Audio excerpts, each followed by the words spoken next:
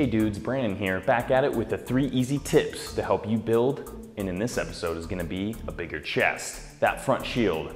We got a lot of comments for this one, so stay tuned because we're about to show you how it's done. Tip number 1 is gonna be packing those shoulders nice and tight. That way you're gonna help isolate that chest a little bit more. Now I say isolate, not meaning that this is an isolation exercise because this is gonna be a compound, but you're gonna help work that chest and concentrate on that chest by pulling those shoulders back and keeping them nice and tight. That way that chest is gonna do most of the work and keep it out of the front delt as much as you can. So what you wanna do is lie on that bench and you're gonna pull those shoulders back. So what you wanna do is really shrug those shoulders to squeeze those traps. So when you get that bar up here, that chest is gonna be arched up just like so. So that way that chest is nice and high, bring it down nice and slow, keeping those shoulders back and press. So you get a nice contraction in that chest rather than rolling those shoulders forward, pressing with those front delts. The chest is deactivated then and it's not getting the full benefit of the exercise. So what you wanna do, really pull those shoulders back. It's gonna bring that chest up, you can get more push out of that chest, and that's gonna be helping you develop that buff dude physique.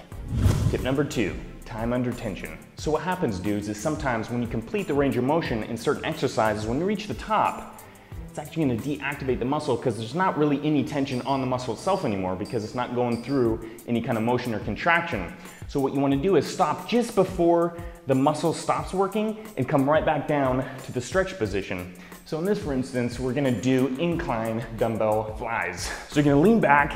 So in this position right here, it's gonna be front delt and the chest is slightly activated, but there's not really a lot of stress on it. But once you start pulling it wide into the fly position, it's contracting and controlling that weight on the way down and be pulling it to the top position. Right before you reach the very top, you're gonna be stopping and coming right back down to get that fluid motion and keeping that tension on the chest throughout that whole range of motion and exercise for the complete duration.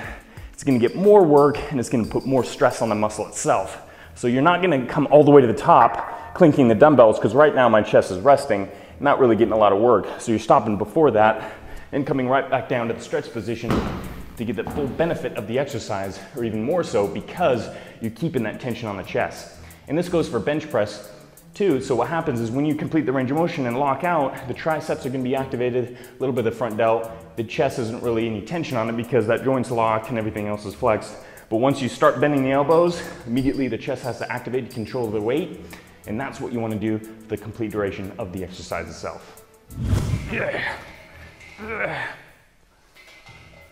Tip number 3, importance of the triceps. So what happens in any kind of pressing motion, the triceps are going to be a pretty big secondary muscle group. So what happens is if you're hitting that bench press pretty hard and you're trying to go up in weight, building that strength, and you hit a plateau, it might not be your chest, it might be your triceps. So what you want to do is try to isolate those triceps, build some size and strength in those, because that's going to help you develop even more of a bench press and even more of a chest because you can do more pushing with it, put a little bit more weight on it, and those triceps aren't going to hold you back.